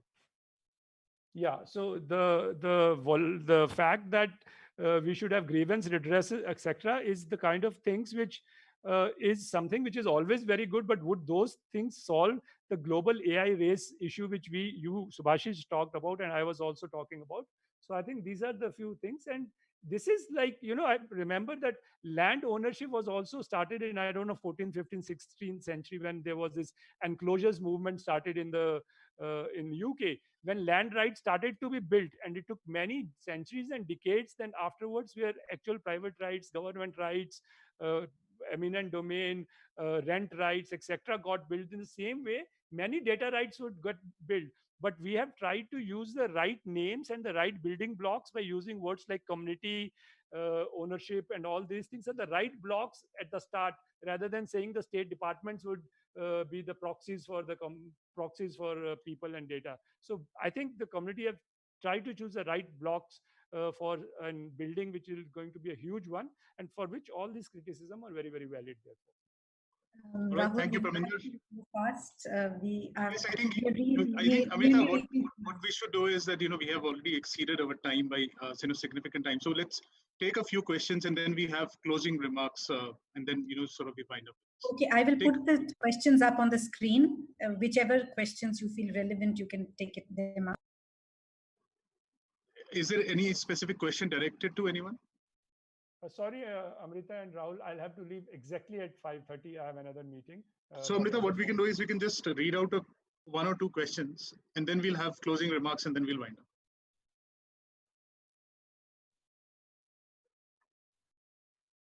Amrita, you're muted. We can't hear you. Sorry. One of the questions for Parminder is Subhashish suggested, why shouldn't the comments be made public? Is it not the case at the moment? That is one question. There were more questions related to, like, for example, India has the largest startup. Is there any data to substantiate that this is going to help startups, or this is the main important thing for startups? Then there was another question that access to raw data may undercut competition advantage of private players. For instance, if I am an MSME making glass bottles and I'm forced to share data, about how efficient my machines are? Can a bigger company use that data to undercut my bids? Will access to raw data pipes affect the bidding process? What kind of dispute resolution, as Subhashish mentioned, is possible for data sharing requests? Do they require some kind of judicial oversight? I have just two answers, and this is my closing remark also, but can Yes, I come in? go ahead. Yeah, go ahead. First one is that I am ready to go public with my view that all input should be publicly shared. I'm always for that everybody who participates in public policy making should do it out in the open. And I'm a member of the committee. The government has made it not open, but I'm ready to be quoted publicly by name that it should all be public. Second is, I think this person who's asking these questions of bottles and all is like, that's where I think lots of clarification is needed. Personal, the data which is private to a company, how its HR processes work, how they grow some plants inside their company and make data about how they make bottles, how they improve their processes, how their machinery works. These are private data. These are not community data, and these data cannot be asked to be shared. So there's no effort to ask any data which is collected from inside the private sources. If the source of data is private, the data is private. However, if you're collecting data from outside, people's behavior, people's eating behavior, people's consumer behavior, road potholes on the road, soil data, outside data, then it is a community data, but not about making your glass bottles. And that data cannot be asked to be shared. These were my two comments, and I'm finishing it with it. I wouldn't have to come back. Thank you so much, everybody. Thank you so much, Parminder, Rahul, for being muted. Rahul, you're muted. Rahul, you're muted. We can't hear you. Sorry, Subhashish and Ashish and Smriti, your closing comments before we sort of wind up. Okay, maybe I'll go first. So I just feel this is a very complex issue. We have brought up a lot of these things out in the open today. I think what all of us, and I think what, as Parminder says, this entire discussion must happen in a high degree of transparency. And if startups are meant to be the beneficiaries, let's make sure that their voices are heard, make their comments public to the extent they want it to be public. Let's just do this process carefully with a lot of deliberate thought and with a lot of transparency. So, Ashish?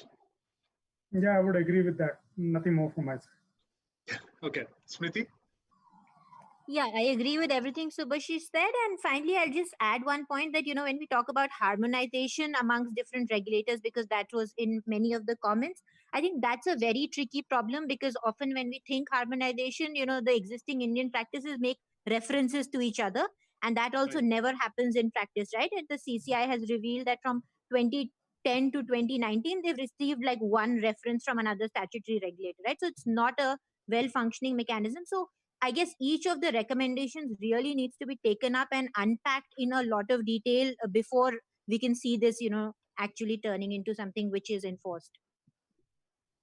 And before we close, so one of the asks that we also have is that, the time period for submitting public comments on such an extensive subject, it's 30 days.